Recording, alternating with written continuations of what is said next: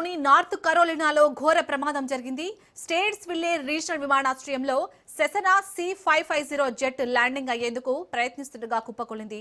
దీంతో పెద్ద మంటలు చెలరేగాయి. ప్రమాదం జరిగిన సమయంలో విమానంలో 7గురు ఉన్నట్లుగా airport authority ధృవీకరించింది.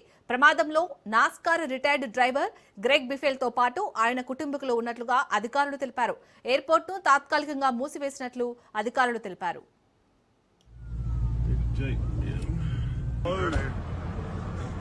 When that thing hit the ground, it blew the flaps in the shop open again.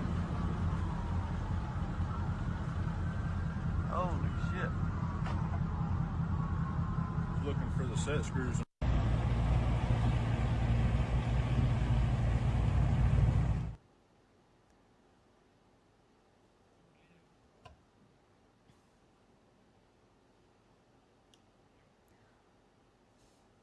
అమెరికాలోని నార్త్ కరోలినాలో ఘోర ప్రమాదం జరిగింది. స్టేట్స్ విల్లే రీజనల్ విమానాశ్రయంలో సెసనా C550 జెట్ ల్యాండింగ్ అయ్యేందుకు ప్రయత్నిస్తుండగా కుప్పకూలింది. దీంతో పెద్ద ఎత్తున మంటలు చెలరేగాయి. ప్రమాదం జరిగిన సమయంలో విమానంలో 7గురు ఉన్నట్లుగా ఎయిర్పోర్ట్ అథారిటీ ధృవీకరించింది. ప్రమాదంలో NASCAR retired driver Greg Biffle తో పాటు ఆయన కుటుంబీకులు ఉన్నట్లుగా అధికారులు తెలిపారు. ఎయిర్పోర్ట్ ని తాత్కాలికంగా మూసివేసినట్లు అధికారులు తెలిపారు.